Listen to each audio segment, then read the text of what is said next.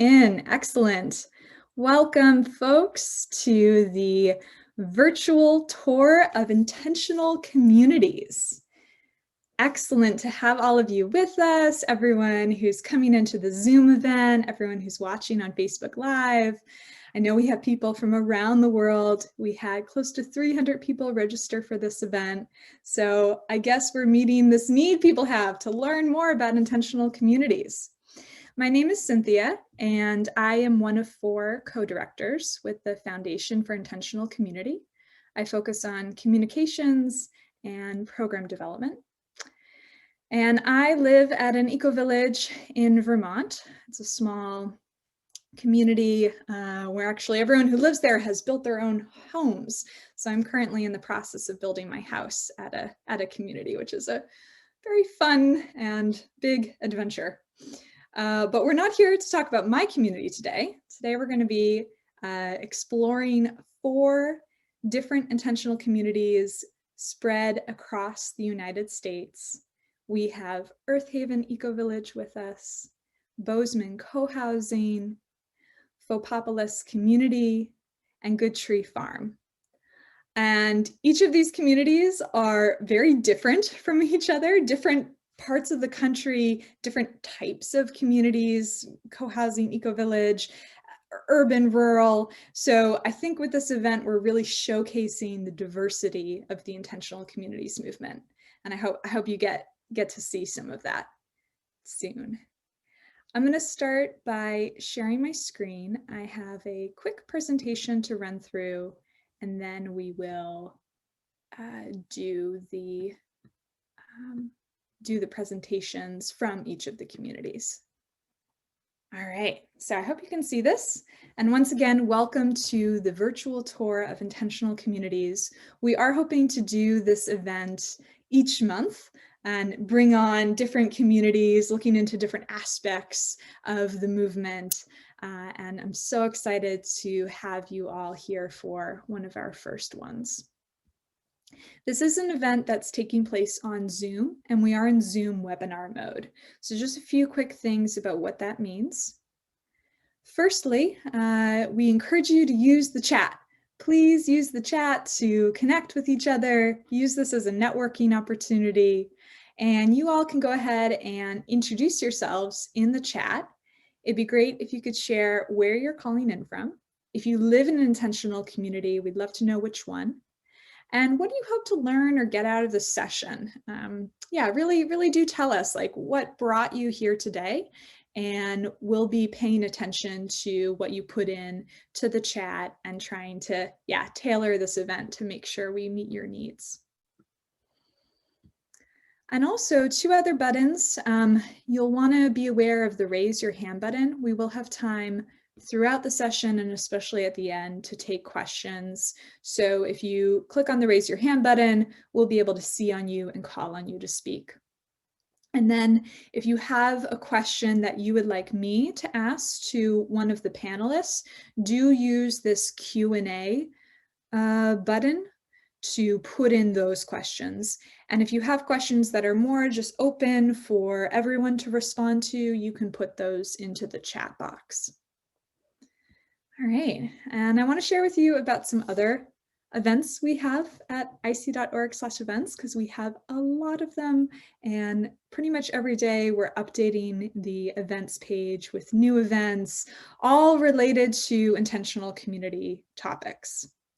So coming up here tomorrow, we have a workshop on consent decision making. And this is with Cecile and Rebecca of Round Sky Solutions. This is a consultancy group that works with cooperatives and intentional communities specifically to support them in their group process. So this whole workshop is about consent decision making. And then we have a workshop the following week on consensus decision making. So there are 2 different models. I'm not going to get into what they mean exactly, but they're both really important frameworks for any developing community to be aware of to support you in understanding how to make effective decisions. And maybe we can ask our panelists later about the decision-making processes you use in your community, and if you're leaning towards consent or consensus. So that's going to be with Jana Ludwig. And Jana is one of our course instructors and has done a ton of workshops with us. She's really very knowledgeable and vibrant and just down to earth, relatable presenter. Looking forward to that. And then also we have on April 14th, a short 1-hour webinar with Katie Mccamet. And Katie is one of the individuals who actually brought the co-housing concept from Denmark to the United States and has since been training professionals who want to work in this field of building co-housing communities. So Katie's going to be talking about the role of professionals in collaborative development. And this is especially relevant if you are thinking of hiring a co-housing or intentionally community professional, or if you yourself are thinking of this as a career path for yourself. And then lastly, I want to share about our upcoming online courses, because on April 22nd, we have 3 5-week online courses starting. And the first of them is going to be Legal Basics for Intentional Communities. And this is going to be a course with Clifford Pollen, who is a lawyer who supports intentional communities in getting started, in navigating legal challenges. And we've heard time and again that this is the #1 barrier that's preventing communities from getting started, is just the legal quagmire you have to wade through. So Clifford is the person to go to if you need support with any of that. We're going to be having an info session also tomorrow. We're going to be sitting down with Clifford for an hour and finding out all about the course, asking him questions about his work. So if you're thinking about joining this course, you might want to attend the info sessions to ask questions and find out if it's a good fit for you. And then the second course we have starting soon is Creating an Affordable Co-Housing Community with Charles Durrett, who actually, along with Katie Mccamet, was that other person who brought co-housing as a concept to the United States and has since started around 50 co-housing communities around the world. And he's particularly going to be focusing on how do we make these communities affordable and accessible to people from all walks of life. So we really feel like this is an important topic, because there can be a phenomena where intentional communities can be inaccessible and too expensive, too out of reach for many people. So Charles is going to be addressing that topic. And the info session for that is going to be on April 15th. And lastly, we have Working Constructively with Conflict in Community, which may be the most foundationally important course for an intentional community, because even if the legal challenges are hard, even if it's hard to do construction or make things affordable, fundamentally, if you're not functioning as a group, you won't be able to handle any of those challenges. And conflict is inevitable in any community. So Laird Schaub has been working with intentional communities for decades, giving them consultants and guidance on how to navigate really complex and difficult dynamics. And we're thrilled to have him with us for this 5-week online course. And we're going to be doing an info session with Laird on April 13th. So that's everything that's coming up. You can find out about the online courses at ic.org/learn. And the online events are at ic.org/events. Those are the 2 links you want to be referring to for all of this information. And yeah, that's everything I have. So let's take a minute here as we get started, just to settle into your seats or your couch or wherever you may be, whatever you may be doing, just push aside any distractions, maybe have something to drink. We won't be taking any breaks for the next 2 hours, so do what you need to take care of yourself. And maybe you want to have some note-taking material nearby as well. Just, yeah, let's sort of arrive and prepare for the session. Okay, so once again, I'm really excited to have these 4 intentional communities, these 4 people who live in intentional communities spread across the United States that are really diverse. And I'm hoping that for you all listening in, for you all watching, that this gives you a sense for really the diversity of what's out there in terms of how intentional communities can look. All of the incredibly creative ways that humans are going about organizing themselves into highly collaborative and supportive groups. And it's also worth mentioning, we have communities here, some that are very well established, like Earthaven, and some that are just getting started or just being formed, like Good Tree Farm and Bozeman Co Housing. So you'll also get a sense a little bit for that process of developing a community, which will be helpful if any of you are thinking yourselves about starting a community. So with all that said, I want to jump in now to giving space to each of our panelists to share a short presentation about their community. Each of you will have roughly 10 minutes to share about your community. Then we might have a brief space for relevant questions that are pertinent to the community that just presented. And then after everyone has presented, we'll do some interesting conversation amongst ourselves, and then we'll open it up to Q&A from everyone. So if you have questions, once again, use the Q&A box, use the chat. Yeah, we'll try to get to as many questions as we can with our time together. All right, so Courtney Brook from Earthaven Ecovillage in North Carolina. Why don't you go ahead and share about your community? Hi. Should I share my screen now? If you'd like, yeah. Yeah. Oh, sorry. Actually, I just need 1 second. My battery is running low. Oh, that happens. No worries. Oh, I know that feeling. No, worst possible moment. Okay, got it. Yeah, so I live at Earthaven Ecovillage. Earthaven Ecovillage is a 26-year-old eco-village project in the mountains of North Carolina. It's a rural community, about 45 minutes or an hour outside of Asheville, North Carolina, which is the next big city center. Yeah, it's about 330 acres, and most of that is still in the forest. When the property was purchased, it was almost all forested except for one little road and a hunting cabin. And so,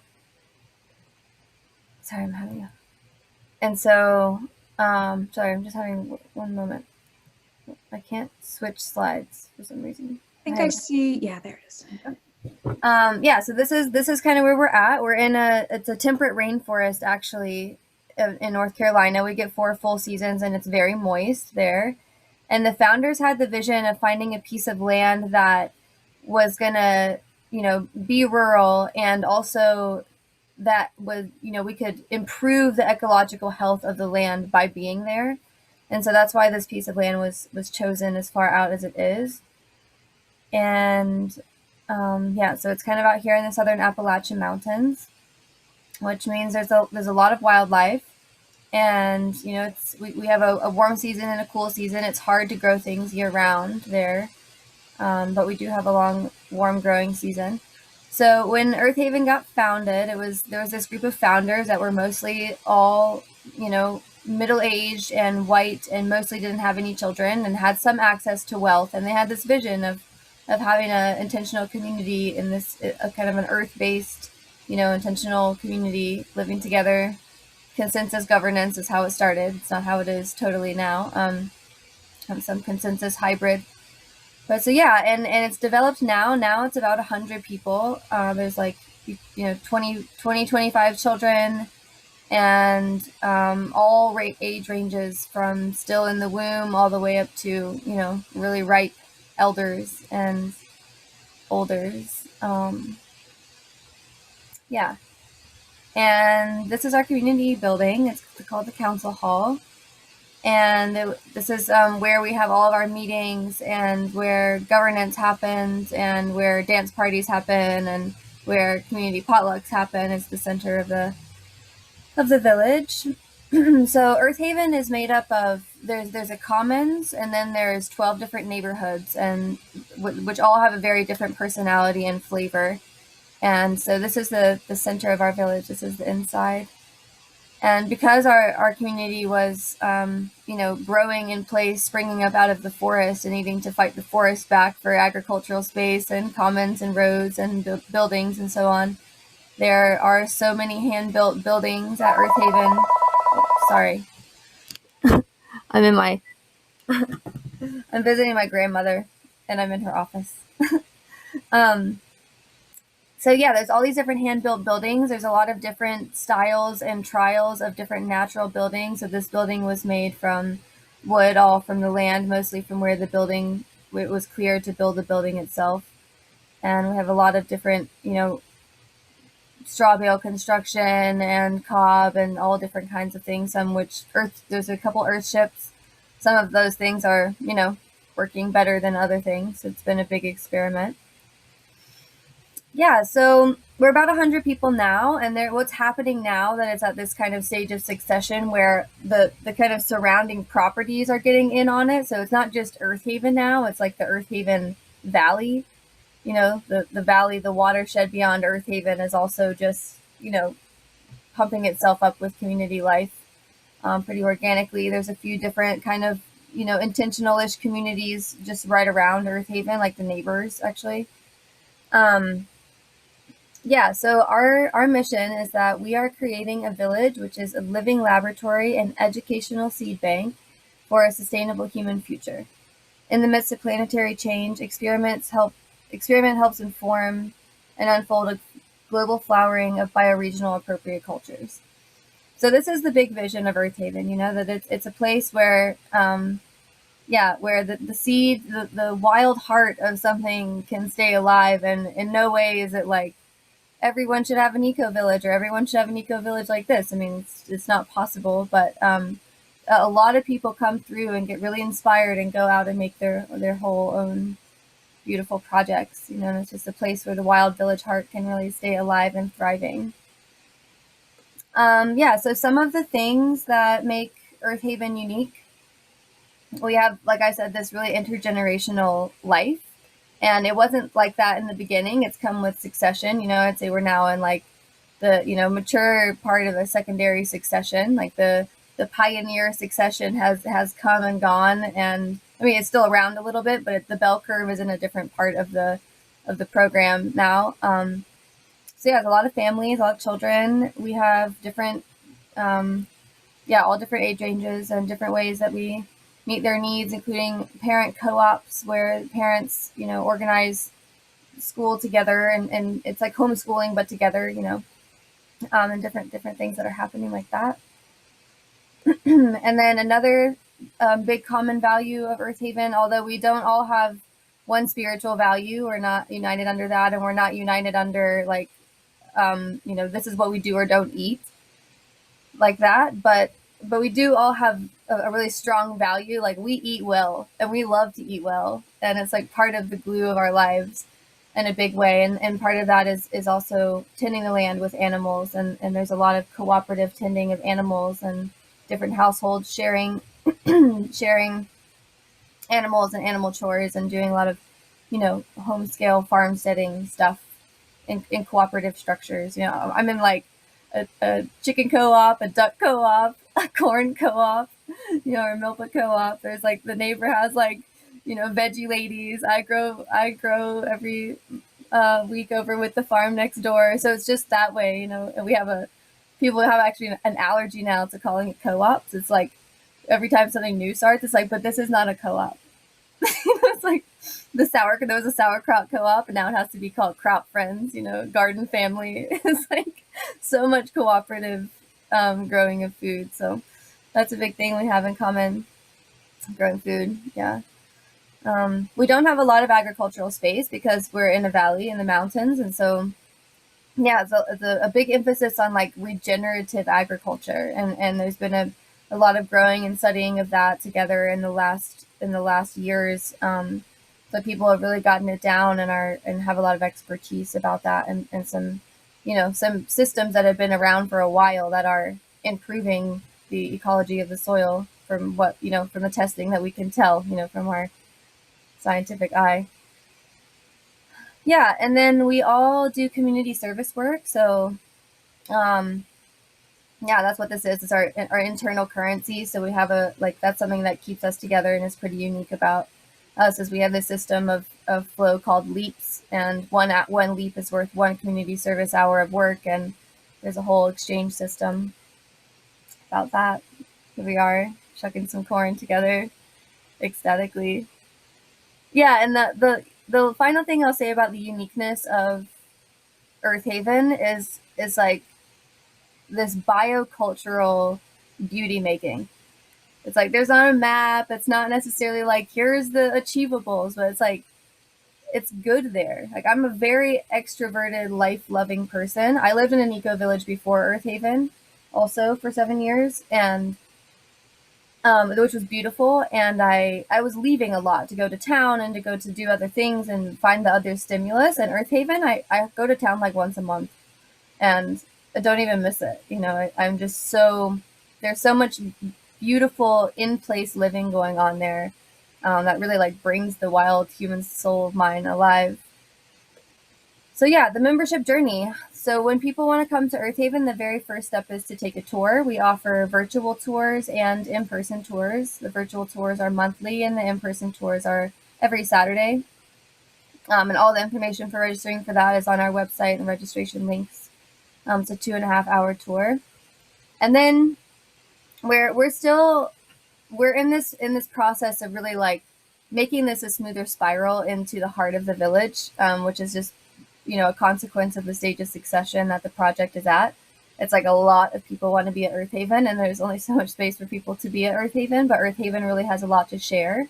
So anyway, for now, how it goes is you find a place to rent after that, and you be a short-term new route. You have to have someone who's hosting you. So that's the kind of gap. It's hard to get it's hard to get in if you're not just renting a place or you don't already know someone. So anyway, that's how that is now. And so you can be a short-term new route for a year, and then you be a long-term new route, which is like a different fee scale and a different amount of community service hours. And then when you're ready, you can apply for provisional membership. That's a minimum 6-month process. And then full membership and ownership of a occupancy agreement or a property, they go hand in hand. So those come at the same time. You can't own something without being a member, and you can't be a member without owning something. So yeah, I think that's what I'll say for now. Hope that was 10 minutes. Might have been a little more. So yeah, we have a website, like I said, the tours, and also we have a lot of educational programs that are cranking this year and about to get put out. So yeah, I encourage you to sign up for the newsletter on our website to stay up to speed on the upcoming offerings and events. Thank you so much, Courtney. You're welcome.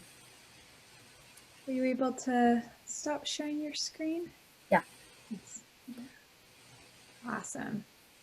That was so good to see the photos of Earthaven, and also to learn about how you are expanding so much and spilling over into the surrounding neighborhoods and inspiring the surrounding communities to form.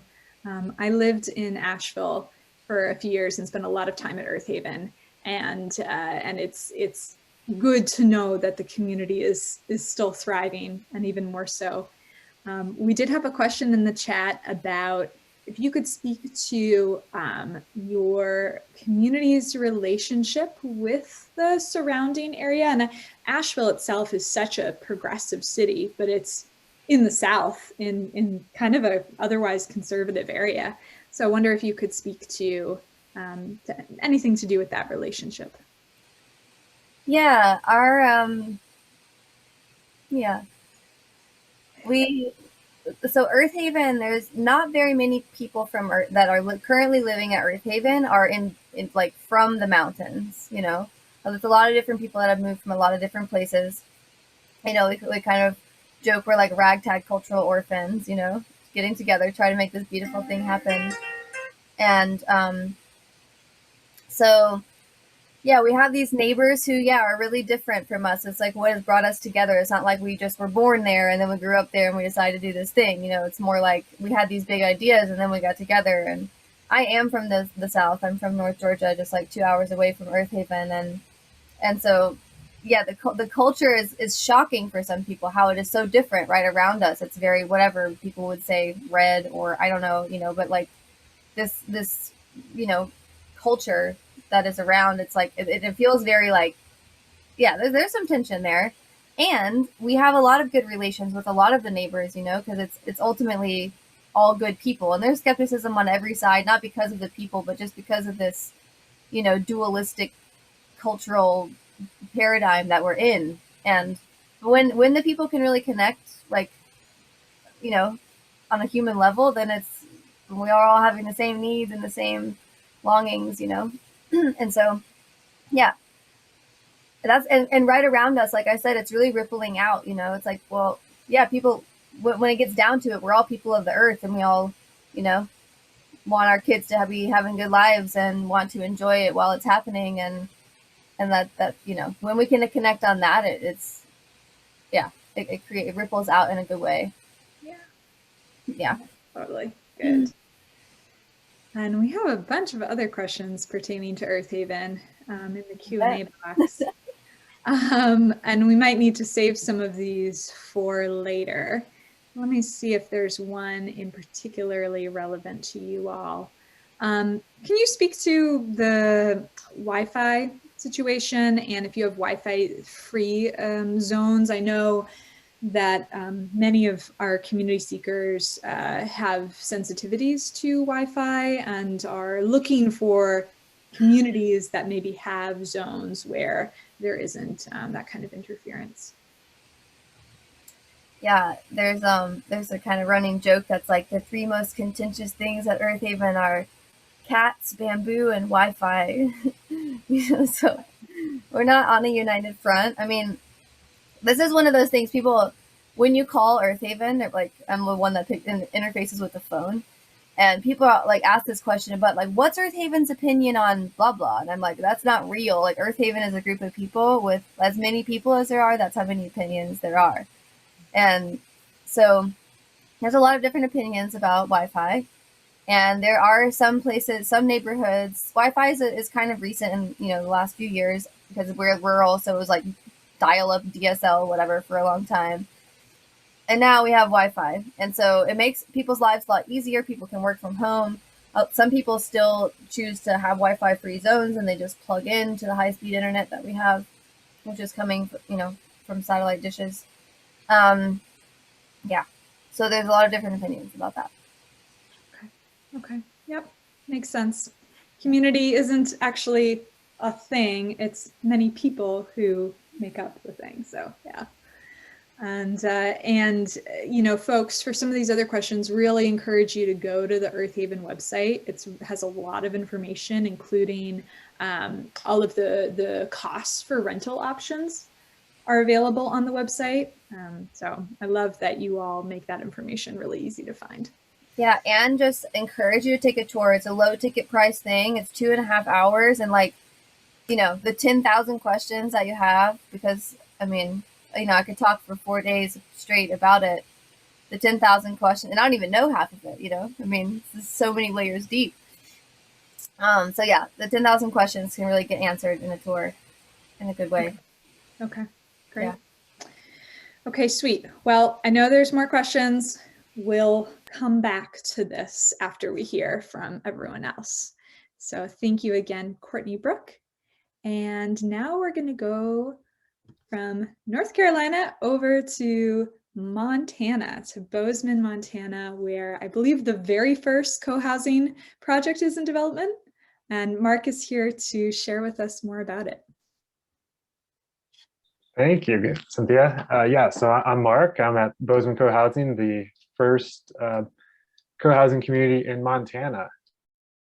So let me, I think you can see my screen. Great. Looks good. Great. All right. Yeah, so we are just gonna touch this off. We're in the process of developing this community. We've existed for 2 years and made a lot of progress. I want to kind of share that progress with you today and kind of tell you where we're at. To kind of start this off, I want to tell a little story about how we got started. And my wife and I really started Bozeman Co Housing. And 2 winters ago in Montana, it was very cold, and my wife was home with the 2 kids, and she just felt really isolated.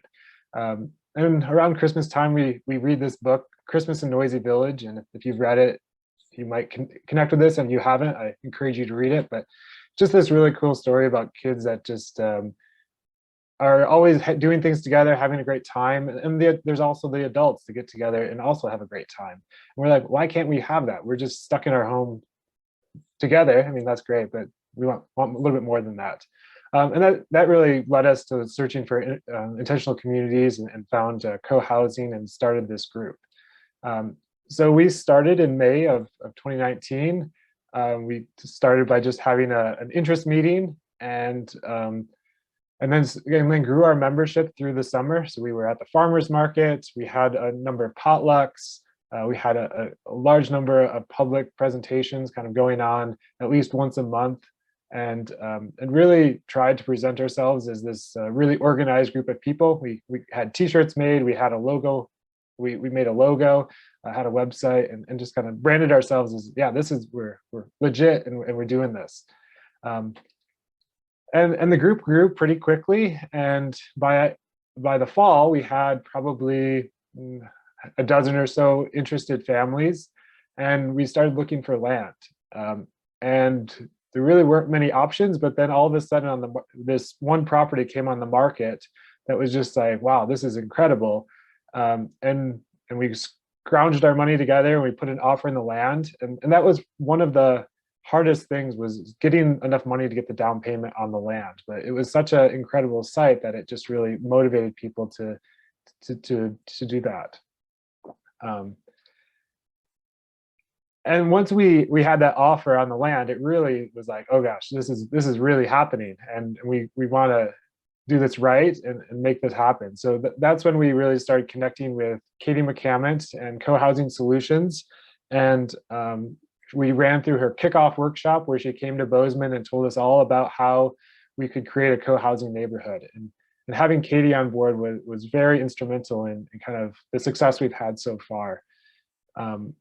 And after we did the kickoff workshop, we finalized the land purchase. So a couple months later in February, the land was totally purchased, and this was a super exciting time in the whole project.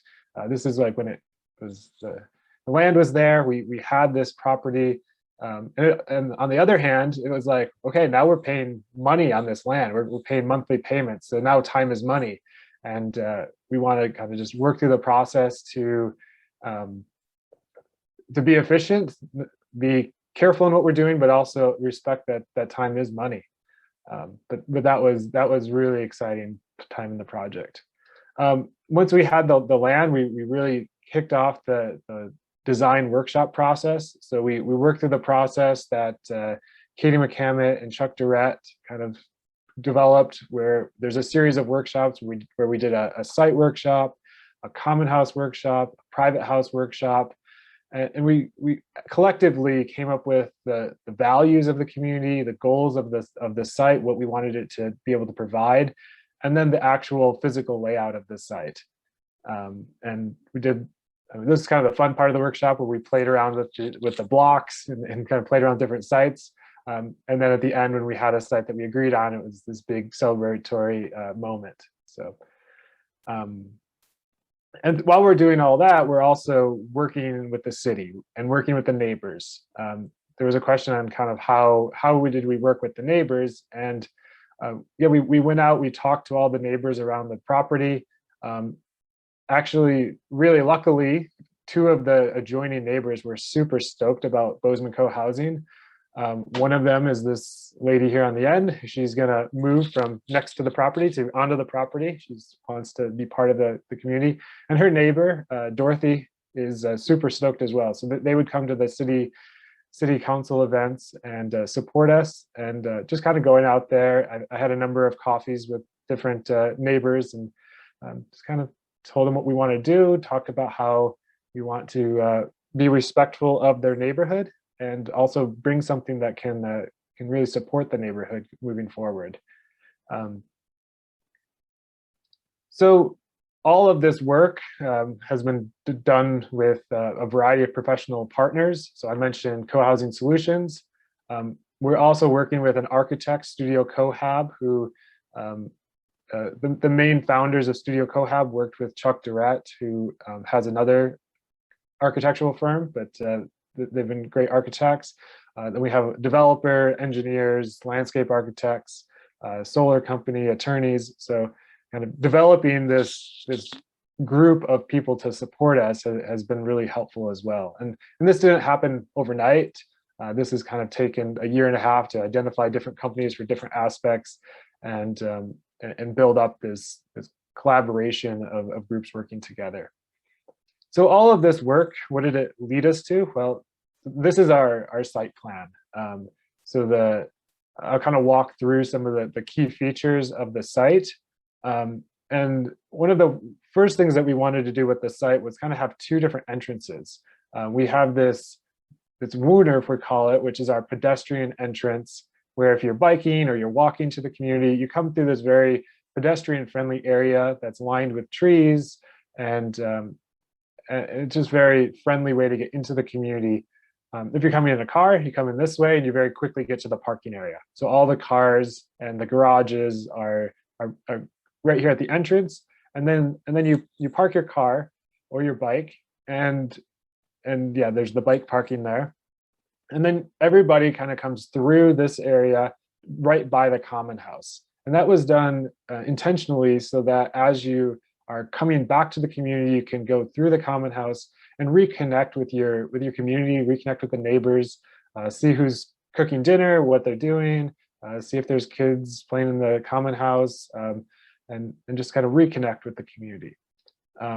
Also attached to this common house, we have this other really cool feature, which is this atrium, which is like a covered indoor street. Because as you may guess, Montana has some long, cold winters, and sometimes around February or March or even April, like it's snowing right now, you just want to get out of the snow for a little while. And this covered indoor street is a really cool feature that provides a space for everyone in the community to go to in those cold months. And the other thing it provides is a way for all of these homes that are connected to the atrium to get to the common house without going outside. So that's kind of one of our ways that we're providing more accessible homes or aging in place homes through that feature. Then we have these 3 additional pods, which are all other homes. Each one of these buildings has 4 homes in it, and they're a combination of 1, 2, and 3 bedroom homes. A couple other features is we've kind of tried to reserve a lot of space for agriculture. So we have orchard space in the front, orchard space in the back of the property, and then this pretty large garden area over here. And then really cool thing is that we have livestock, which is cool because we are located pretty close to town, and I'll talk about that in a second. But let's focus on a couple of those things a little bit more. So previously, kind of similar to the previous talk, is that this community also has a pretty significant focus on agriculture. We have that atrium space where we can grow things that we couldn't typically grow. We are able to have livestock on this property. So we have a herd of dwarf goats that are great for families to come and enjoy, for adults to do work sessions with. And they're really just a cool feature of the property that brings people together. We also have a goal of being a net zero community. So we're planning to have solar panels. We have kind of a focus on biking and alternative transportation. I guess I'll just mention here that we're not just throwing solar panels on. We're actually, through the design process, we're doing quite a bit of energy modeling, so that when it makes sense to have more efficient like insulation, we're doing that. And when it makes more sense to just produce the electricity for the heating system, we're doing that. So it's kind of a thoughtful way of trying to reach net zero. The property is kind of close to downtown, but close to nature. So it's a couple miles from downtown and kind of some main features of Bozeman. But then also the property just next to it, there's a creek, there's trails, there's parks, there's a golf course that you can golf on, as well as cross-country ski. So it's kind of has this really cool balance. And we've tried to market ourselves as being kind of supportive to all different ages of life. And I feel like we've done a great job of marketing towards families. So we have a large number of families with kids. And we also have kind of the whole range of different stages of life. And I think one thing that we've really tried to focus on is really helping each other, supporting each other, and enjoying each other, and not spending all of our time on coming up with future rules for the community. So if you're interested to join the kind of our process, is we have a 3-stage process where you kind of learn about the community, and then you become an explorer, where you can meet a bunch of the members, you can kind of get more access to our materials, and then you'd actually join as a member. And as a member, you'd also be kind of expected to contribute to start contributing money towards your home. I think I moved those bottom things to the next slide, so I'll skip those to here. So where we're at, well, we're just about 2 years old. We have a community that's coming along. We're actually about 75% sold out. So we've sold a number of the homes, and we have a lot of other people that are definitely interested as well. So we're definitely progressing there. We're finishing up the design process and working that design through the city site plan review and building department reviews. Kind of our schedule is we're going to start construction this year in the fall, and then construction will take about a year to a year and a half, and that puts us in 2022 and 2023. So that is the 10-minute quick overview of Bozeman Co Housing. So thank you for your time. And again, we also have our website where we have a lot more information, and our email address if you want to connect. Okay, thank you so much, Mark. Wow, it looks like a fabulous place to live. I'm like, Montana. Looks good. Yeah, it's a really cool spot with the views of the mountains, the creek right on the property that just like draws the people to just this really cool natural area that's still in the heart of the city. It's like surrounded by neighborhoods. So yeah. Awesome. If you want to stop sharing your screen. Yep. No, you got it. Awesome. Good. Well, if there are any questions that are specific to what Mark just shared, feel free to put them in the Q&A box or in the chat. And I just want to give you guys kudos for the really thoughtful way that you went about your community design. I mean, I think there's all different models for creating intentional community. Some can be more haphazard, but it seems like you guys have put a lot of thought into getting the professionals on board, doing a really comprehensive plan. And it seems like you're getting all of those pieces lined up to have a really thriving community. Thank you. Yeah. And do have some questions here. What kind of, Natalie asks a good question that might be relevant for everyone. What kind of resources did you use or were you inspired by in creating your community agreements, your plans? Or are there any authors or books or other co-housing communities that inspired you? Yeah, I think having Katie Mccamet as our consultant definitely helped a lot. She provides samples of a lot of the community agreements. One of our requirements to become a member is to read the Creating Co-Housing book, which I think has been very helpful to kind of get people's expectations kind of aligned. Like, this is the type of community we're trying to create, and it's the Creating Co-Housing book kind of talks about like shared meals. It talks about kind of the cars being in the front and kind of the advantages of all these different things, so that when people start to see the site plan, they're not surprised. They kind of more how they see how it aligns with kind of the vision there. And then, yeah, there are a lot of co-housing communities that exist right now that have shared their documents. I haven't looked at them as well. I can't think of which communities they are, but there's definitely, we definitely grabbed a lot of very useful information from existing co-housing communities. Okay, nice. And I did put the link, folks, to the Creating Co-Housing book that FIC has a partnership with New Society Publishing, who's the publisher of that book. And can you speak to the financial situation? A lot of people are asking about the financial situation of the community, like how has the community been funded?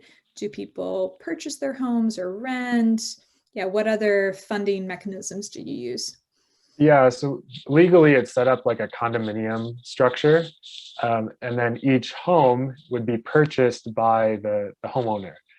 To get us through kind of the process, what we're doing right now is we need money to pay for all those professionals, and we have that initial $400 membership fee, but then we also are all contributing money that will then go towards the down payments on our homes. So there's kind of an expectation that people put in 20% of the cost of their home before construction starts, which can be a challenge because usually the normal model is like you put 20% in and then you move into your home right away. So you can kind of like sell your current home and move into a different home. This is like a year before you move into your current home, you need 20% in. So we've had people do a number of different things to make that happen. Getting money from family members, selling their current home and moving into a rental, or people just have the money other ways. So, okay, great. And let's see if there's another question here that feels relevant. Yeah, maybe if you could speak to the diversity in your community. I know you had mentioned diversity in terms of ages, but do you have other sorts of diversity in terms of race and ethnicity, especially? Yeah, we've definitely talked about that a lot, thought about that a lot. One of the challenges is Montana is very undiverse. So we're kind of drawing from a population that's not very diverse, but we've tried to be very open. We've had a number of different people consider joining, but like most of Montana, we're mostly a white population. So we're trying to focus on different types of diversity, kind of income diversity, so including affordable housing in the project, including different stages of life, so being supportive to single people that are younger, single people that are older couples, younger families with kids. So trying to focus on the diversity that exists in the region that we live in. That makes sense. That makes sense. And so some people are asking more specifically about cost, but I'm imagining that the homes you're developing are more typical market rate for the region, but then it sounds like you've also built in some more affordable options. Exactly, yes. They are kind of market rate homes for Bozeman. So yeah. Okay, great. Well, thank you so much, Mark. Yeah, love hearing about what's happening there and wishing you all much success as you close from 75% to filling your community. Yeah, thanks so much. Yeah, good. Okay, and now let's see. So we continue our journey westward over to Portland, Oregon, where we have another community that again is quite different from the two that you just heard about. And actually, Lauren, who's going to be presenting today, is normally more in my role. She's the online events coordinator with FIC, but it's going to be fun to hear about Lauren's community, because actually most of the people who are staff and board members of the FIC also live in intentional communities. So it's always a treat when we get to hear about the places where we live. So with that said, Lauren, let's hear about Fhopopolis. Awesome. Thank you so much, Cynthia. All right, there's my screen there. So as Cynthia said, my name is Lauren, and I joined Fhopopolis here in Portland in 2019. We are a 10-person co-living community residing in a 4,000 square foot house with a 4,000 square foot yard. We are environmentally focused. As you can kind of see, we've got some solar panels here on our roof, and those solar panels are charging our communal electric car, which unfortunately is not pictured here. So why did I join Fhopopolis in particular? Honestly, it kind of just happened. I've been interested in intentional community for a while, but I wasn't ready to make the leap yet. And so what had happened is I found myself in between apartments. I had posted on the local vegan housing Facebook group here, and just letting them know, like, hey, this is who I am, a little about me. I'm looking for an affordable place to live, like-minded people. And as luck would have it, Fhopopolis just happened to have an opening at that time. They saw my post, they reached out to me, told me about themselves, shared the house guidelines with me. That all looked cool to me. So I scheduled an interview with them, really just to see the house and get a feel for the other residents. And honestly, I really didn't think I was going to join the community. But of course, I am so glad that I did. It's been a really wonderful experience for me. This is the first community that I've lived in. And I joined for several reasons. One of them, the energy and interest and diversity of the residents of the house. Also, the community's focus on compassionate living. And of course, the amazing food forest happening in the yard, which is pictured here. So over here on the left is our front yard. This is a purple artichoke growing here. We've got some calendula, which is medicinal over here. We have lots of medicine makers in the house. We've got an Asian pear tree here. Beyond that, a fig tree. We also have an elderberry bush over here too. And then pictured on the right is our backyard. And this is what we were growing last summer. We're permaculture minded folks. And so we were experimenting with the three sisters over here. So this is corn, beans growing on the corn, and then we've got some squash down here as a ground cover. Also want to note that we do have a colony of bees that we share our yard with as well. So I love our yard. I could talk about it forever. I don't want to talk your heads off, so I will keep this moving here. Another big reason why I joined this community is because I saw the opportunity for personal growth that comes with living with 9 other people under one roof. So these are all my house homies here. Apologies for the picture on the right. It's a little bit blurry, but I wanted to include it because I feel like it really captures the vibe of some of us and just the general mood of the house. So a little history on Fhopopolis. We are a pretty new co-living community. The house was purchased 3 years ago by a couple who were priced out of San Francisco, and they had the specific intention of bringing more intentional community to Portland. And their goal was to share the benefits and mindset of communal living and the ways it can create a better reality for all living beings to exist in this world we share together.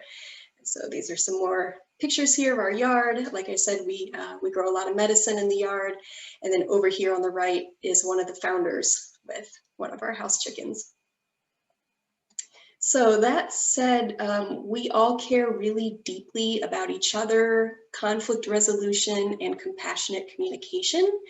We've all read Marshall Rosenberg's Nonviolent Communication, and as a group, we encourage each other to address any conflicts as they arise.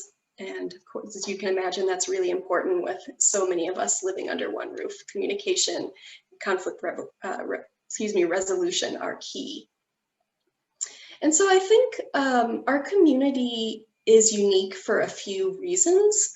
We are specifically set up to be an introduction to community living, particularly in an urban setting.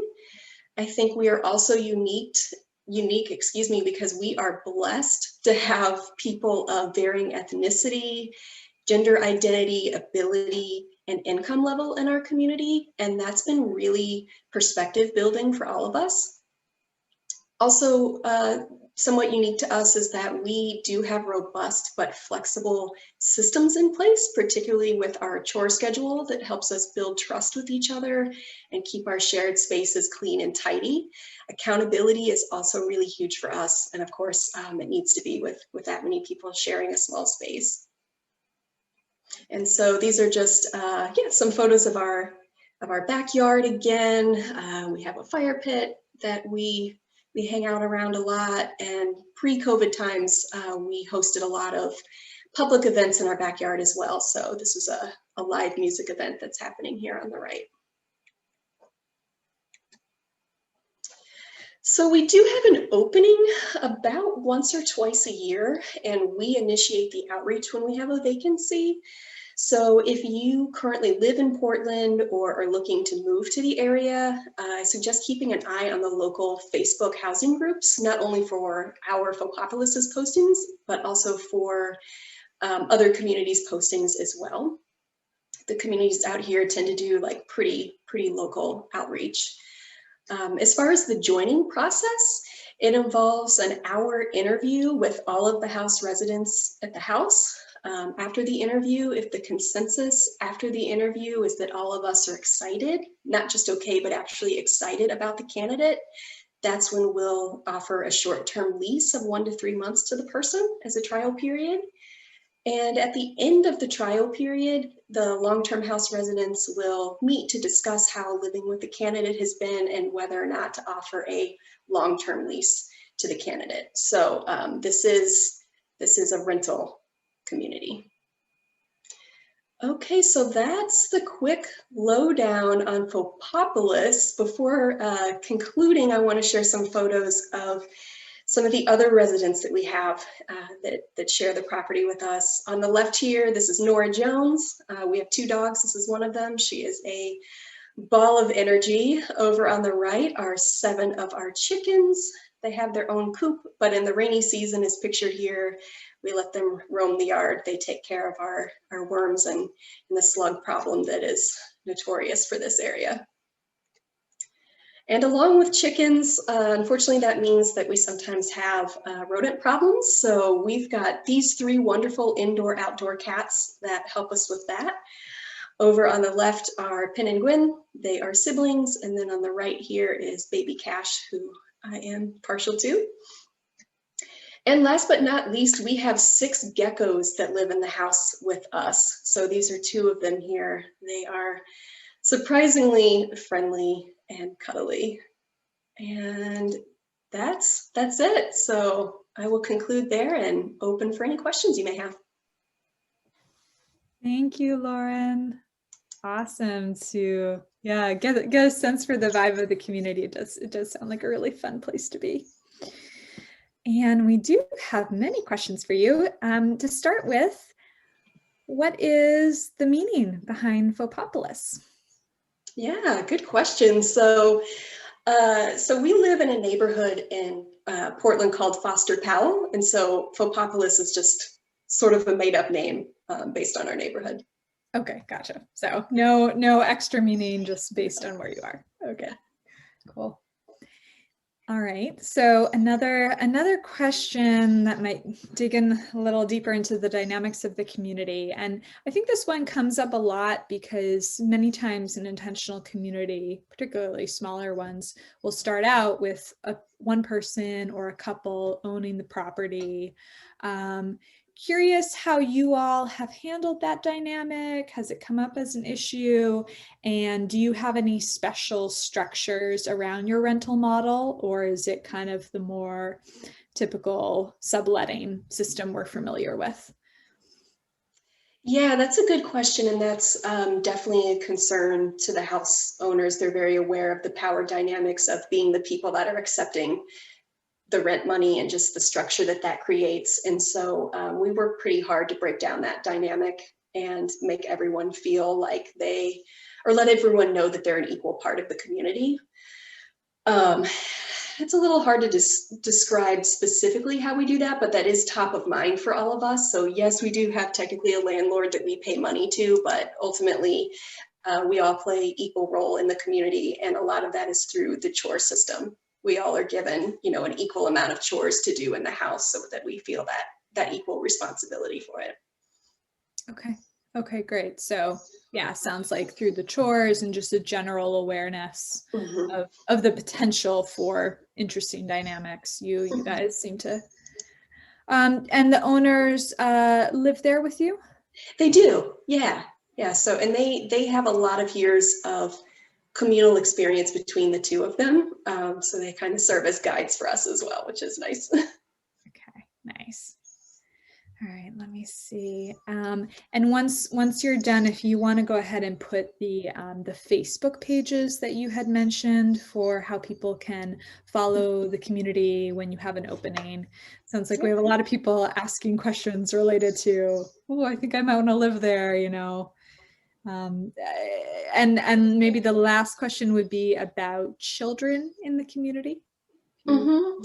Yeah, so that is something that we're focused on too, as part of just having a diverse community, is we want to have that age diversity as well. And so the next opening we have, we are specifically looking for someone that has children. We really want to bring that into the environment. So that's a goal for us, but outside of that, we do have gatherings a lot that children are always welcome to come to. So yeah, that future goal for us is more children in the house. Okay, nice. Oh, sweet. Okay, good. Well, thank you again, Lauren, and thank you everyone for asking all these good questions. Let's go now to the last community we'll have presenting, certainly not least. We have a Good Tree Farm community that is just is a farm now, but developing the community component of it in New Jersey. So back over to the East Coast. And we have Dr. Hisham Moharam. Hi, everybody. Thank you, Cynthia, for pronouncing it so well. Oh, good. I'm glad. So definitely we are not formed yet. We're very much in the early stages. I don't have a wonderful presentation like everyone else, but I can take you through the past history and the envisioned future, God willing. So I am a person of faith. I'm a Muslim, and the project was started as an agribusiness because I felt in my previous life I was a research scientist, and I felt that the link between our scientific endeavors and what we're actually collectively doing to nature, which in Muslim teachings is a trust. It doesn't belong to us. It's something that we're supposed to be taking care of instead of exploiting and abusing. And I just felt that it's time that for me personally and my faith group, that we should take a step forward and take some responsibility along those points and put up an example for other Muslim Americans, Americans of a faith leaning or tendency, to translate what we say are our values in the church or in the mosque or in the synagogue to how we are actually living, the impact that we have on a day in, day out on the actual ecosystem and the environment of planet Earth. I think at this point, it's clear that the species has gotten to such a number that we are horrendously degrading the environment of the whole planet at this point. We need to convince more people to take a personal action on any of those issues that they can. So that's how the project got started, really. I talked to about 300 or so of the Muslims that live in Central Jersey that I was able to present the idea to, and I got about 10% support in the end. We started out with 26 investors. Most of them are not participants in running the farm. They are enablers in terms of their financial abilities, and they're looking forward to the return and all of that, but they have their own careers, they have their own homes. They're, now we're at the point where we need to look for those folks that will not only help us run the farm to the higher level that we want to get to, but to also be the community that embodies the personal transition to a faith-based activist on these issues, and hopefully create programming where we can welcome others for a weekend, for the season, for the year, to live with us, experience the values that we try to live by, and the changes in the habits that we would all be trying to implement in terms of our pollution impact, our consumption preferences, the general impact of our livelihoods, and how we are or are not contributing to the very sad reality around us. But we want the farm to be basically a place where others can come, experience, enjoy, engage in thoughtful conversations, exchange ideas, and who knows, maybe we can spark an interest in them to also be transformative individuals themselves in one way or another around these issues. So what we did is we first collected support, and that means financial support. We looked for a piece of land. I'm originally from Egypt, but that's not why we are in New Egypt. It's just, it happened to be the third piece of land I found, and it worked out. So serendipity, kind of. But it's a 55-acre lot, piece of land. It's just outside a small town called New Egypt. But when you look at the map of New Jersey, we are almost the geographic center. Half of it is above us, half of it is below us. We're about 45 minutes away from Philadelphia, another 55 minutes from New York City, depending on the time of day and the day of the week. But we're also very close to the Jersey Shore, and yet we really feel that we are in the countryside out here. It's fairly quiet. Development hasn't extended too badly around us yet. So on the farm itself, it feels like you are far removed from the urban setting, but it's actually not too far away. And the farm is like a rectangle, if you want to think of it this way, and it's divided into two halves by a stream. And we have almost total privacy on the southern half of the farm. And the northern half is right up at the main road going into New Egypt. So we have frontage for a farm store, and we have greenhouses right behind the row of homes that span between our entrance and our exit. They're not part of the farm. They were sold by the original owners, the lots, many decades ago. So the front half of the farm, I'm going to share the Google Earth shot of it here in a minute.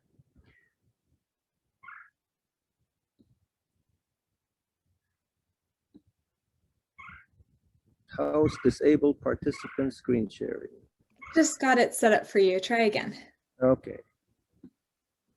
All right, let's see.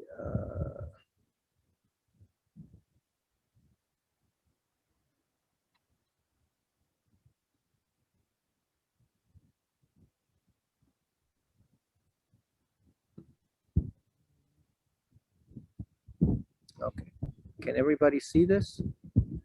Not yet. How about this? No? No. Okay. So it looks like I failed to set things up for the screen sharing. I apologize. But if you go to Google Earth and you put in Good Tree Farm, before you finish typing, it'll say of New Egypt, and you say yes. And it'll open up where the entrance is at Jacobstown Road.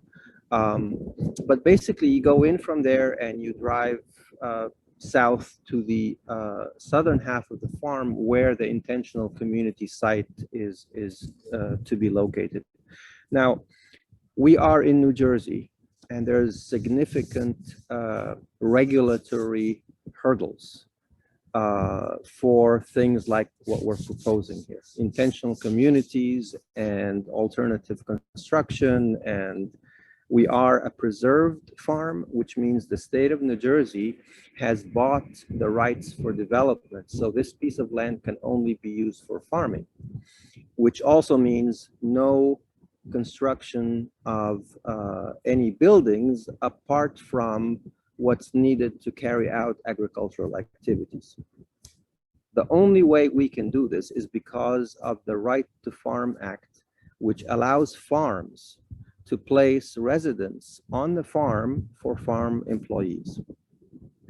So this community is going to be in the eyes of the state, the county, and the township, it's residents for farm employees. But we are forming ourselves around the intention. That's why I think calling it an intentional community is really fitting. Because everybody who would end up living here would have their own house, but they would be also employees of the farm. And to do that, you would also need to become a part owner. So we cannot construct regular homes. So what I'm doing instead is using a combination of natural building as well as shipping containers. The Agriculture Development Board has, for the last 4 years now, approved my plans to use shipping containers as the basis of housing units. So we are putting shipping containers together, cutting out the walls in the middle. And there's plenty of examples actually of other people doing that, not just here in the US, but around the world at this point online if you research it. And you put the house inside would look like a regular house. You can design the inside and lay it out so that you have regular, walls that you would find anywhere. And the outside, we are insulating with clay plastered straw bale walls. On top, it'll have a conventional roof with an attic. So you drive up to the house and you would basically see what looks like a clay house, but it's actually like a jacket around the house for insulation. And inside, it's a shipping container or 3 or 4, whatever, that is divided out on the inside with the floor plan that we have for families with one child or none. Or 3 bedrooms for those that have 4, beyond 2, 3, 4 kids. As long as there's 2 different genders, you probably want the boys in one room, the girls in another, because otherwise they'll get into your brain. You gotta keep the kids apart to give yourself some sanity when they're too young. I have 3 girls, no boys, but even that was a challenge. I'm almost 60 at this point, and my girls are grown, but I've learned a few things getting to this point. Now, because I am a Muslim, and this is based on basically the 10 Commandments, there's a lot of apprehension. A lot of the folks or the interest out there in intentional communities comes often from people who are free spirits, and they don't like the constriction of rules and stuff like that. And I understand it, that's fine, but I found that sticking to those basic rules of respecting other people's space, other people's rights, as well as yours, just makes relationships a lot easier to manage. But I also, because I am married, I do believe in the concentric circles principle, where every man needs a cave, every woman needs her own space as well, and it's like two circles that overlap to varying degrees at different times of the year, at different times of your marriage. The same thing for a community, in my opinion. You need to have a place where you can go off and be on your own if you want. That's your house.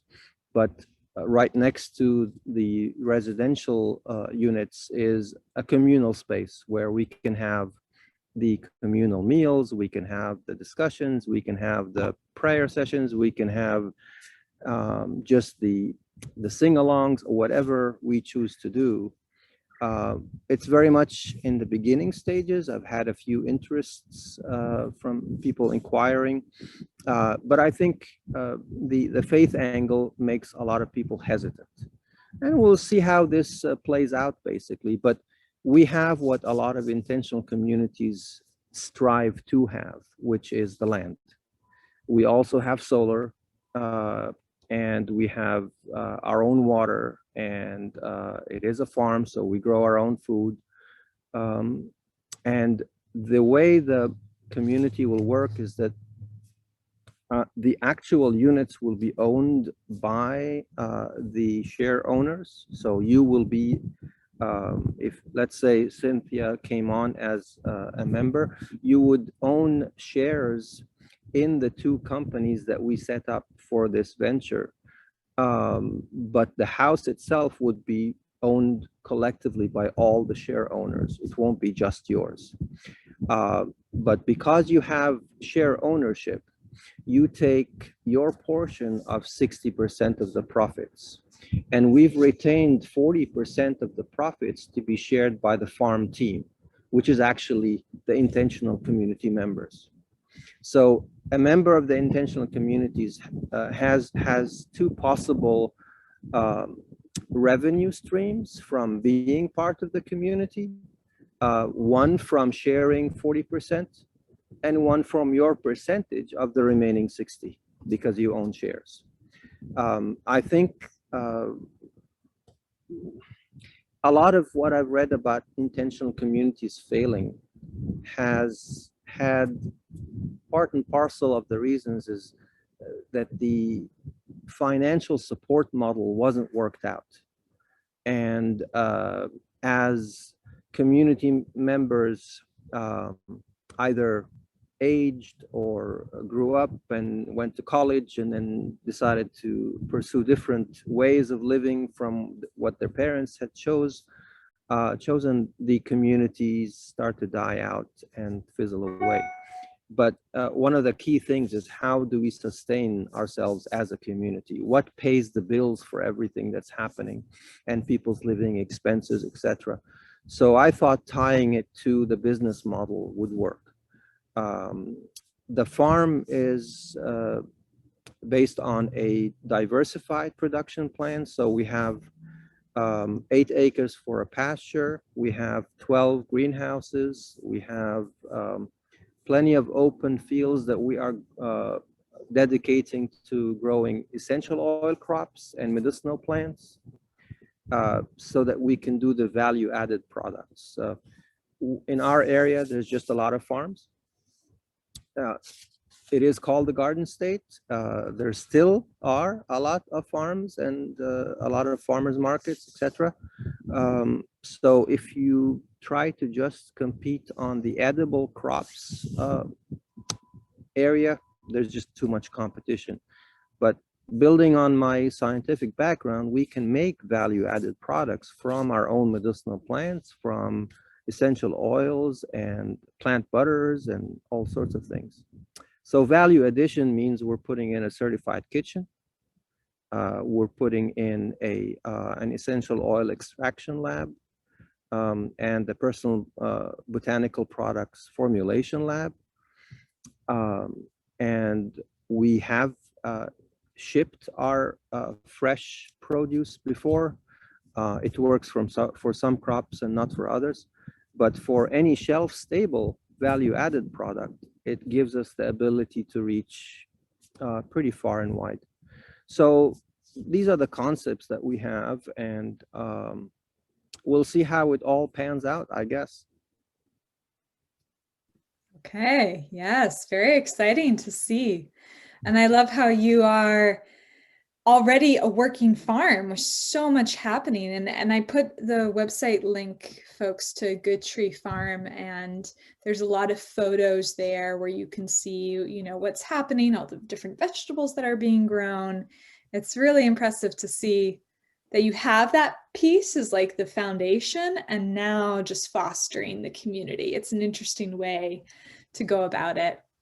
One very good thing that we have here is that this would really work for someone who has had a career to an extent. They have a small amount of savings. The cost per foot for the housing units that we've been talking about is about 32% of the average in our area. The average is $150 per square feet. We are about 32% of that.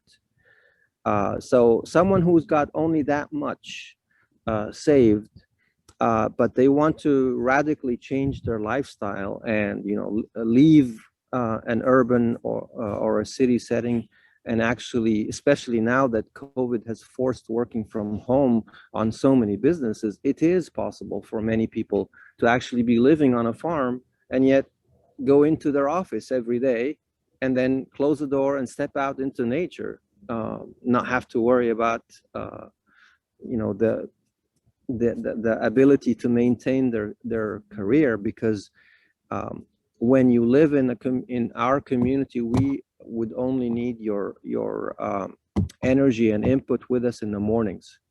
By 11 or 12 for most of the summer, it's too hot to work the fields and the greenhouses, so we're done. You want to work in the certified kitchen, you're welcome. You want to work in the labs, you're welcome. But and you can add your ownership hours to the hours ownership that way. But it allows somebody to basically keep their job or their part-time job, because after 12, your time is yours. Mm-hmm, mm-hmm. Okay, interesting. And on that note, there was a question about what model you're using for that profit share. Are you a LLC or some other legal? Yes, we actually have a triangular model. We have 2 LLCs and 1 501c3. The activism programming we want to do is best done under an environmental activism charity, which is what we created. And we have another LLC which owns the land, but does nothing apart from owning the land. And if you are part of the intentional community or the project, your investiture is in both LLCs. The LLC that owns the land is how you keep your investment safe from the business risk. Because if anything happens, your ownership in the land, which has been increasing in value because you're improving infrastructure and all of that, is just going up and up and up. In the business side of things, you might have a year when COVID hits and everything shuts down, and all of a sudden your revenue from the business side of things that year is 10% of what it was, or 0, or maybe the business side of things fails and stops and we're not proceeding, well, what about the value of your investment? It's safe because of the land. So we have two LLCs that separate out the main asset that we have, which is the 55 acres, from the risks of doing business and being at risk for environmental extremes, for some bankers maybe making bad choices and the whole country going into financial, world tailspin. Those are things we can't control. But with having shares in the land as well, should everything go upside down, you'll still have your investment and more because it's increasing in value regardless of the risk. Okay, gotcha. Cool. Sounds very clever the way it's all thought out. And someone had a question if your community will be open to all faiths or just Muslim? Yes, this is an interfaith community. In the Quran, it says in one verse that God created us human beings as peoples and tribes. And it says that you may come to know one another. Truly, the best amongst you are the most God mindful. Now, God mindful to me as a Muslim living in America means simply that you respect other people's rights, that you don't transgress upon them, and you do no harm. If you're going to live that way, then you can, as in fact Muslims in America are doing, live with others who are not Muslim and have no problems. So it is absolutely an interfaith community, and we want people to realize that regardless of what you actually believe about what happens when you will die, while we're over here in this world, we are one big human family. And a person's a person regardless of the color of their skin, regardless of the God they pray to. And if you're really a person of faith, show it by treating them with respect and respect their rights. So it's absolutely open to everybody, even if you're not someone who follows a traditional religion. Let's say you're one of the people who like to just do a lot of earthing and walking through the forests, and you're a very spiritual person. If you care about other people and care about not hurting other life forms that God created, you're welcome here. Okay, nice. Yeah, I really love that interfaith mission that you have. It's wonderful. Okay, well, thank you very much. And thank you to all of our panelists for sharing about your communities. And holy cow, they're all so diverse. And it's wonderful that the movement is so rich. We all come from different walks of life, different perspectives, but we're drawn to this idea of creating community. And it's so important in this moment where many, many thousands of people are feeling separated, lonely, anxious, lacking that support that comes with community. So just want to celebrate community in all of its forms. And we're going to move into now the next section with the remaining half an hour of our time together. And for this piece, we're going to be having just more kind of informal Q&A time. So I have a few questions prepared. Panelists, feel free to popcorn or ask each other questions. Can be more casual. And for folks who are listening and watching on Facebook and Zoom, be thinking about what questions could I ask that might be relevant for all of the communities and might be very useful for everyone who's listening in. So try to think of a bit more general questions that you could ask. And we'll try to get to the many questions that have already been put into the Q&A box in the chat. And also feel free to raise your hand if you have a question you want to share vocally instead of writing. And I'll kick things off here with a question that I have for you all. And I think it connects a little bit to what I was just speaking to about this moment that we're experiencing, particularly in the United States, but also globally, of the pandemic still not fully being over. People having gone through this period of really big disruption and isolation. How do intentional communities fit into all of that mix? Why do you feel that intentional communities as a model are important? And whoever wants to start can just unmute and kick us off. I can take a crack at that. So I guess reflecting on kind of how the pandemic impacted our community. I mean, at first when the pandemic happened, we were like, oh my gosh, we're trying to get this community off the ground. This pandemic happened. This is like the worst thing in the world. But it actually was the complete opposite. It made people think about their situations, and particularly, I think, their support situations. So many people kind of live scattered across the country with no family right around to help them out. And neighbors that, yeah, you say hi to, but they're not people that you can say, hey, I'm sick with the COVID. Can you bring me food for the next week? So that really, I feel like all those reasons brought people to seeking intentional communities. And I feel like that really helped our marketing campaign and helping our community grow, and really speaks to why people are seeking intentional communities right now. Okay, great. I could say something about that also. Yeah, Earthaven, it was like overall, I mean, there was some kind of like peak in the beginning of confusion about what is this going to look like, where we had some things change, but overall it's been actually really sweet to feel how much the same it's been. Like, we're not wearing masks, people have gotten COVID and we've helped each other out. And yeah, I think it like kind of underlined the value. I mean, not that we weren't aware, but just, highlighted the value of the interconnectedness.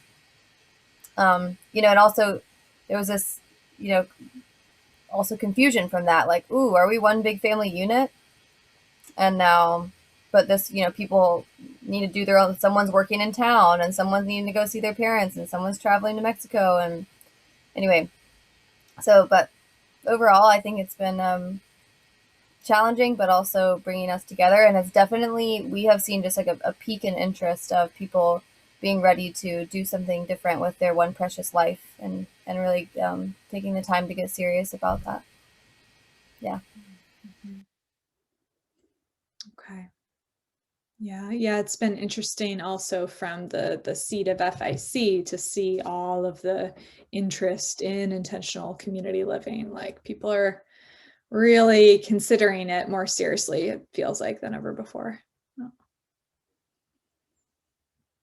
And Lauren, what was your decision?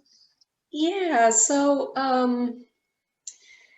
even pre-pandemic, I think that we're all very social creatures to varying degrees by default. And I feel like we can only benefit by returning to a more cooperative way of life. Our society really has moved us away from that and put us in a situation where we're more competing with each other. And I think, to what you were saying, Cynthia, we feel a lot less alienated and lonely, and more connected with each other if we could, if we all just lived more intentionally. And another thing I want to say about my community in particular is we're a very huggy, touchy community. And I think post-pandemic, it's been really nice to have people that it's like safe to hug, because we've got these like strict COVID guidelines. So yeah, I think that's another bonus to living in community, is just having people that you can feel that safety around during what we're all dealing with. Nice. Hug buddies, so important. And Dr. Moham, how about the importance of intentional community? Well, I think when I was thinking about this years ago, this model that we have in America, the concept of a family used to be an intergenerational family in the US. But then after the Second World War, all the investors who put their money into the war effort and created companies that were in chemical companies and manufacturing, heavy manufacturing, they started to turn their attention to the private sector, and they needed a mobile workforce. So they set about deliberately changing the American mindset to view a family as mom, dad, and the kids and a car, so they can go anywhere where there's a factory to employ them. But in so doing, I think the very important ties of family and intergenerational relationships were severed. And it's caused a lot of people a very difficult life, actually. And then when COVID hit us, it shut down that engine that keeps driving us that way. And all of a sudden, you can't come to work anymore. You can't go to the office. You can't go to the factory. And they didn't have the same hold on a lot of people that they used to. And that's when a lot of people were able to stop and smell the roses and think about how they're living and the extra time they spent with their children and their spouse and maybe extended family if they moved in with them at that time, made them realize that there's another way to live apart from what we've gotten used to. And it started a lot of people thinking there's also a better way to relate to people. And I need people in my life, and I need family. I need support in times that I can't anticipate, in emergencies like this COVID. And how I was living before really isn't healthy for me. So a lot more people are driven to explore intentional community living out of these recent realities and realizations, I think. Mm-hmm. Yeah, and I think that that health point is really important, because I'm just reading some of the comments in the chat, and particularly from Joseph, about how evolutionarily humans are designed to live in really close social groups. And when we don't have that, there are some impacts on our psychological health, especially. Yeah, so great answers, everyone. And I have two follow-up questions. And the first one is for Mark and Dr. Maharam specifically, because it has to do with the process of creating a community. We've have had a few people messaging saying that they are wanting to start a community and curious about what advice you have for someone who is in that initial stage of maybe envisioning a community. What might be some next steps? And particularly, Aaron has been asking about, well, they're thinking of maybe starting a community more similar to the Good Tree Farm model, where you have a product or a business set up and then you bring in the community, versus doing more of the Bozeman Co Housing model, where it really is just about creating the community first and foremost. So yeah, curious if you two could share any advice you have for future community founders. Mark, I think you're a lot more further down the road on this than I. Perhaps you should take that stab. I was just thinking that our community has it easy in a lot of ways. So co-housing community is built on this idea of kind of each person's bringing their own money, their own equity, purchasing their own home. And really the community is coming from the site design and kind of this expectation that you want to live in a community, that you share your time and share your energy with the other people. But because people are kind of bringing their own money, a lot of the kind of challenges that I can imagine creating something like Good Tree Farm, where you're creating more of this business, don't exist. And I'm just like, wow, I give you so much credit for creating something like this with a business model on the side. But going back to kind of Bozeman Co Housing, which is really about generating interest in the idea and then building enough really trust in the community to start putting a significant amount of money into it. And I think the trust we've heard from kind of so many of our current members, that what they were like, yeah, we love this idea, but then the thing that really hooked them in was they said that we were very organized, which sounds like something that's not that, like, yeah, why not be organized? But I think it did a ton to us that, like, very early on in the process, we started having minutes for our meetings. We opened a bank account like very early on. We made a website that I think looked pretty nice. We made like sign-up sheets that had our logo on it, and really we tried to like share this image, like, yeah, we're a group of people that are really organized, that are going to make this happen. And yeah, we've heard over and over again that organization was really what hooked, which brought people from, yeah, I love the idea, to I'm ready to invest quite a bit of money. So I think that's really good advice, regardless of whatever model your community is based on or the mission. If you can present yourself in a way that legitimizes your project in the eyes of other people, that's important. Yeah, good point. Okay, and then for Lauren and Courtney Brooke, what advice could you give for people who are maybe not interested in starting a community, but are interested in joining a community?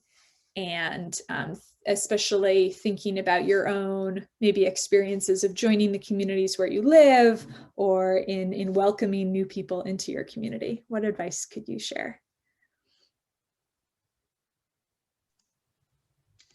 Take the first stab at that. I think just off the bat, definitely read nonviolent communication. I think that's really key to living in any community. And I think that it gives some good guidance on practicing listening versus reacting. And I think, another piece of advice would just be to go into the process with patience and really assume that other people have the best intentions. Yeah. Nice. And I guess just a little follow-up on that. For your community, do you do like a little onboarding process for new people who join in terms of supporting them to integrate into the community? Yeah, we do. So we've got some house guidelines that we share with everyone when they join.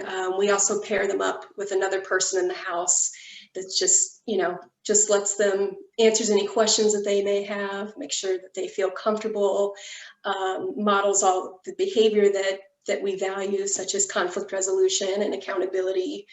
So yeah, we do work really hard to make sure that people's transition into the community is comfortable and they really understand what we're about. Nice. And how about for Earthaven? And Courtney Brooke, what advice you would share? Yeah, I really want to just echo the nonviolent communication is really key also to our community. We have a man, Steve Torma, who's a founding member, and he is a nonviolent communications teacher. So that's required education that we take Nonviolent Communication 101. Like early on in our journey, and I'm in level 3 right now, and it just whatever. I understand that there's some allergy to that. I have had an allergy to NVC also, like, oh, it's robotic. But once you get into the spiritual underpinning of nonviolently communicating, your life will be much more wonderful.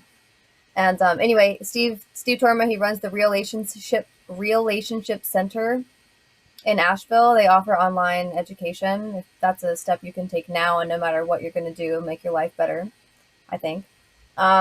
so that's one thing. The other thing that I often tell people is that it's a courtship process, and that we've got this when there's something good. I mean, this is especially for something that's like Earthaven, where it's like, whoa, man, we're trying to build some biocultural topsoil so we can be somebody that people can descend from and have something like of cultural significance without needing to steal it from somebody else. And that's like a 500-year plan. Like, well, I'm not going to see that thing in my lifetime, but it's okay. And so to be in that courtship process where it's like, man, healing the heart of humanity is all of our work. That's what we're doing here. And it's slow or whatever. It's, you know, maybe it's not slow, maybe it's fast, but our expectations, like having unmismatched expectations, are hard on the heart and the journey. So, yeah, the courtship process. So I'm really like, just, you know, Earthaven, for example, is a group of 100 people. And the only thing to do to be in relationship with Earthaven is be in relationship with those people, you know, in the land and the spirit of the project. And so it's just a, you know, coming with an open palm. That's just like, I'm on my journey, and, you know, that where is it going to go? And I'm just going to get on the service path, and it's going to be okay. A lot of trust, like you said. And there is definitely like a big tension that arises when the approach is like, I'm going in a line from where I am to what I want, and I'm going to buy it. It's like, this is not happening. You can't buy the thing that is the wild heart, not for sale. Can't buy it, you know? And so anyway, just to be, we're in that transition time, going from the paradigm we live in now to a paradigm that's coming, and it's kind of a weird in between. So yeah, there's money involved, but it's really relational. So yeah, I think that would be some advice I would give it. And also, this is the last thing I'm going to say about this. Like the succession, the same way that the forest goes through a succession of pioneer species first, and then builds on that to have something that's second generation and third, you know, succession, where you're actually going towards an old growth forest. Like in the beginning, generalism is the whole ball game. It's like everybody needs to be able to do every job and farm and build, and I don't know what, very generalist, just like, we're getting it done here. Okay. And then as ecology shows us, it tends towards specialism. So a project like Earthaven is in the specialism trajectory right now, and it's in its succession. And so it's like, people are, this person's just doing the farming, and this person's teaching the school, and this person, you know, starting to silo out, because that's how it works. And you have to get more and more cooperative. You know, it's a whole game of how the forest works. So also that too. Nice. Yeah. Awesome. And if you could put the links to some of the resources you had mentioned around nonviolent communication in the chat. And there might be some other questions for you from earlier in the Q&A box you might want to check out. Thank you. Okay, good. Well, I'd love to actually hear some voices from the folks who are listening in and watching. So if you have a question you'd like to ask to one or all of the panelists, feel free to use that raise your hand button, and we'll let you speak. And I see that Angela has their hand up.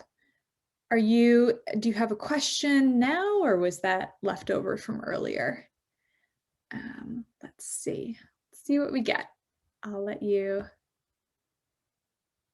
Angela, if you want to go ahead and ask your question. Yes, good evening, panel. Thank you guys for having this right here. I'm actually from the Washington, D.C. area. I'm very, very green when it comes to intentional communities. I've been interested for quite some time. My question is well, two questions actually, and this is for all panels. The pros and cons since your communities have been active. What has been the pros and cons? And two, I know someone had mentioned earlier about onboarding, and what is onboarding for Mark and Dr. Moham? What is your community's onboarding? What does that look like? Okay, great question. Thank you. I think I heard my name, so I'll jump in. So our onboarding process is, first of all, try to get as much information to someone that says, yeah, we're interested. So we have webinars that kind of go through what co-housing is and what we're doing here in Bozeman. And then we have the Explorer phase, where we have, we call them Explorer orientations, where we go through the finances, the site plan, the different floor plans, kind of all the details, basically one-on-one with each person. And then once people are actually a member, then we have a buddy system where each person is buddied up with a more senior member, and before each meeting, they kind of reach out to the newer members, make sure they see if they have any questions about what we're going to be talking about, and just kind of prepare them for the meetings, and then just check in on how they're doing throughout the process. Okay, so for Good Tree Farm, I have to admit to everybody, I'm a real novice at all of this. I'm learning a lot from you and from other intentional communities and FIC itself with all its resources. And I've got a process outlined on the website under the tab of opportunities. It has, one of them is intentional communities. At the moment, it involves that people interact with me from wherever they are, and we decide if they want to come out eventually for a 1-week stay and see if things are still working. And then it actually involves that the person builds the house with us. So that will be a 6 months process, basically, of building the unit. But like everything else I've learned from being married and from starting a business, there always has to be an exit strategy, because it's a partnership, and people's circumstances change, people's decisions in life change, preferences, choices. So there has to be a way that is clear from the beginning on how the relationship can amicably end. So that is, in my case, spelled out as well. But I view it as we're trying to create a quasi-family. And for that, it doesn't mean we're going to be the best fit with everybody, nor is anybody the best fit with us. It's going to take time to come to that decision. And some people will start, but they end up leaving. And some people will come and never leave. I just don't know how it's going to all play out yet, but I'm really excited. Nice. Great. Okay, and let's use our remaining bit of time here to hear another question. Let's go to Guru Nam. I'm not sure if I said your name properly, but go ahead and ask your question. Sure. My name's Guru Nam, and I was wondering about age criteria in the different communities. On the one hand, I could see in some cases you might need the young, strong bodies for doing, physical labor, farming, building, etc.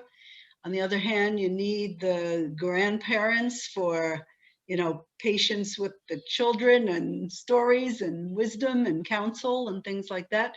So I was just wondering if your communities had any age criteria built into your process. Thank you.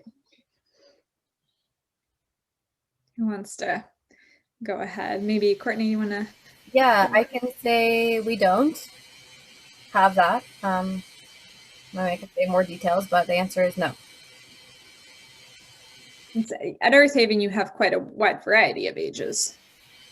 Yeah, in the membership process, there's not any screening for age. Gotcha. Yeah. Okay, great. Is there any difference in work requirement for age? No. Well, I think it's evolving towards that, but at this time, the answer is no. Okay. And Lauren, I think you had shared earlier about the age. Sounds like you're looking for some young ones. We are, yeah. We don't have any age requirements. Our goal is to be as diverse in age as possible, but yeah, it doesn't always happen when we happen to have an opening, but yeah, it's a goal. Okay. And Mark? No, we don't have any age requirements. We kind of try to market ourselves to the wide range of different life stages. And Dr. Merham? So not really, except that, again, we're at the very beginning, but the intentional community is only possible because we have a farm. And the only requirement would be that the person is, or persons coming in, if it's a family, are going to be able to contribute in the multitude of ways that are possible to the community and to the farm as an income generating activity. So if someone is a writer in their 70-some year of life, and they're healthy, but they prefer a very sedentary, non-active lifestyle, they may not be the best fit for us. You know, no discrimination intended, but it, you know, they have to fit with the purpose of the intentional community. And we'll see how it plays out. I'm not sure yet. Okay. Okay. Oh boy, I can see more and more people are raising their hands, more questions coming in through the chat as well. But we are just about at our time. So I think we're gonna start to wrap things up here. And be sure, folks, that you check out the websites for all of these communities and the information that Lauren shared about the contact, so you can follow up and get more information. I'm also going to put a link now into the chat that is a link to our evaluation form for this event. And I'd love to know what you all thought about this event, because as I mentioned before, we're hoping to do more of these kind of events, maybe even monthly, bringing on different intentional communities. And so I'd love to know your ideas for how we can make this even better, more useful for you. So yes, please fill out that form. And I want to share some big appreciation to each of our panelists for taking the time out of your day to be with us and really opening the doors of your community, letting us get a peek into the inside. And I think to wrap up, we'll give each of you just a few moments if there's any final things you want to share, any words of wisdom or additional information about your community you'd like to pass on. And we'll start with you, Dr. Maharam. I see you have your hand up. Go ahead. Thank you. I just wanted to say I noticed in the questions and answers and also on the chat, there's several comments that were addressed to me, but I didn't get to. I just didn't want to miss any of the discussion, so I couldn't sidetrack. If anybody wants to follow up with further questions and inquiries, goodtreefarm.com is the website, and my phone number, my cell number is 609-977-1783. Feel free to call, or if I'm not near the phone because I'm around the farm, leave a voicemail or text me. And the email is, you can use hisham@goodtreefarm.com. That will get straight to me as well. And wish us luck, guys. Yes, good luck.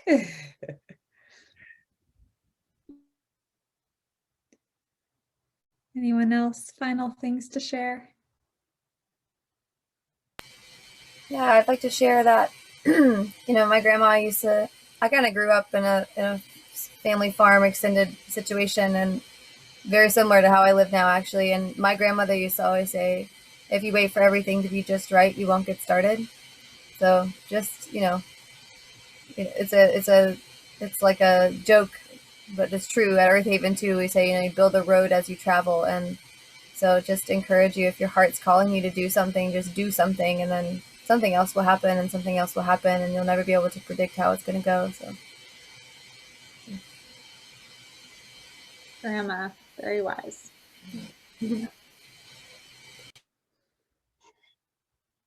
Okay, and Lauren, and then Mark, we'll close with you. Yeah, I guess I'll leave you with be prepared for some really awesome growth opportunities, personal growth opportunities that come with living in community. And thank you all so much for being here and hanging out with us. Yeah, so many great things out there. I feel like I get asked often, like, well, how did you start this thing? And I feel like, yeah, it's just kind of jumping in. And what I've been so surprised with kind of is like all the wonderful people that you meet along the way. And it's like at the beginning it was just overwhelming. My wife and I were doing so much, and now it's just like so much just happens by other people that are in the community, and that's just so wonderful. And there's also so many like professionals. There's the Intentional Communities group. There's so many people that have done this before that you can work off of. So if you want to create your own community, I feel like it's way less daunting than it was 35 years ago. It's daunting at first, but once you realize how much support there is, it's definitely doable. Yeah, getting easier and easier because of all the resources and people that are contributing to helping to build that support network. That's a really good point. Awesome. And I like to thank each of you for contributing to that today, and also to everyone who joined in and asked your wonderful questions and left comments. Do check out ic.org/events. That's where we'll be posting about the next event like this and all of our many other styles of events that we have going on a regular basis. Okay, folks, well, wishing you all so much success with your communities. And yeah, have a wonderful, wonderful day, everyone. Hope to see you again soon. Okay, bye-bye. Take care.